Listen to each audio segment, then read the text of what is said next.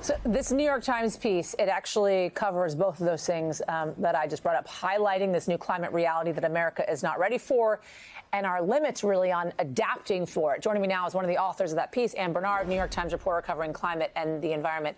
Ann, thank you so much for joining us on this. It was such a good piece. There were so many good parts of this piece that I want to highlight for folks to really understand the obstacles that we have ahead. Let me read one part of it, and then we'll go through some more of it.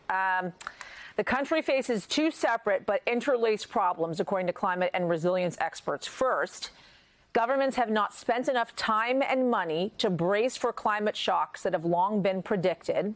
But there's a second, more sobering lesson. There are limits to how much the country and the world can adapt. And if nations don't do more to cut greenhouse gas emissions that are driving climate change, they may soon run up against the outer edges of resilience. We have now found a direct scientific correlation between greenhouse gas emissions and climate change and rain and the excessive amount of rain that we're seeing across the world. What needs to happen to change things? What does the government need to do? Is what is being proposed, for instance, in the reconciliation infrastructure packages, enough? Well, I think it's a nuanced question in the sense that everybody says one thing, which is it's not either or, it's both. So when we talk about, do we need to, focus on cutting carbon emissions, stopping global warming, or at least slowing it down from what's already baked in, or do we need to harden up and fix our infrastructure so that we have less damage and less death from the impacts that are already happening?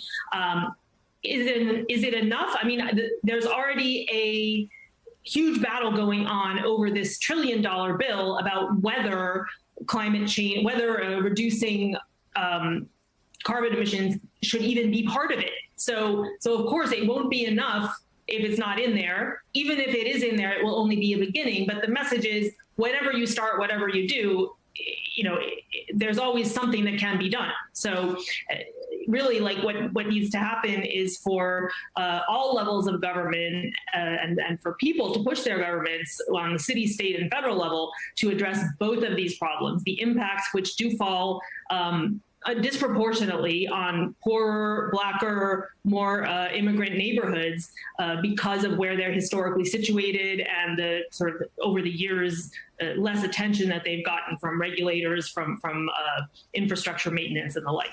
Yeah, two more things I want to get in here while I have you, and I want to read a part of your piece that talks about that.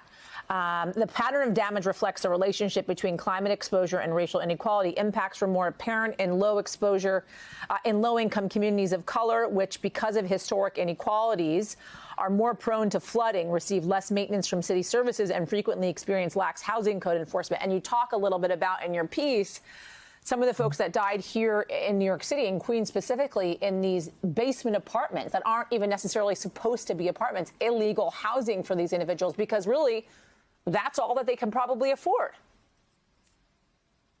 Right. Nobody wants to live in a basement that has no safe way of exiting it in an emergency.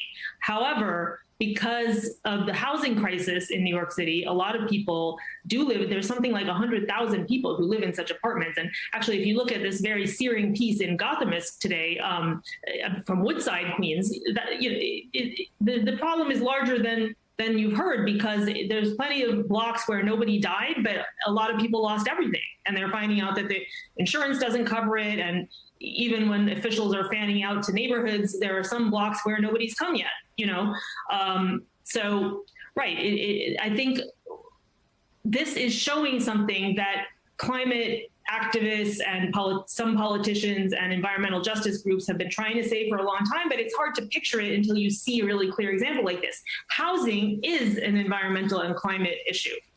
So is transportation. So are parks and green space, because that slows down the movement of stormwater as it goes through, as it finds its way through gravity to where it ends up. All these things are interconnected. We have inequalities and delayed maintenance on all of them, and they might sound like bread and butter. You're just showing a picture now. Your picture now reminds me of storm drains. Just simple maintenance of the storm drains, and which in the Northeast are often very old, not built for today's climate. And need to be overhauled and better maintained. So all these things that might not sound like climate issues really are, and I think that's now becoming much more clear to a lot of people. So it can be an opportunity.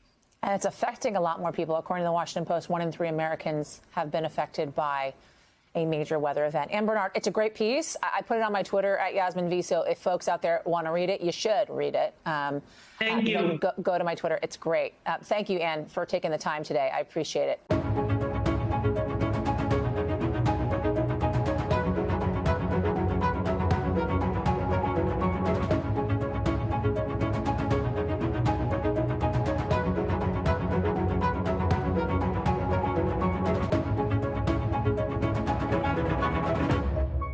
We begin tonight with the devastation and the rising death toll from Hurricane Ida. Exactly 1 week after it came ashore in southeast Louisiana, its remnants days later wreaking even more havoc, bringing historic and deadly flooding to the Northeast. In all, killing at least 68 people. These images here released by the NYPD showing officers frantically trying to rescue people from a basement apartment hampered by rising water, locked doors, and live electricity. They were unable to reach the 3 people trapped, who all died, including a toddler. And we're getting a clearer picture from Grand Isle, Louisiana, scenes of near total destruction there. Local officials saying it will take months to recover. Long lines for food and supplies, sweltering heat with more than 500,000 customers still without power. In New Orleans, late word today that 5 nursing home residents have been found dead, 600 others evacuated after a check of facilities.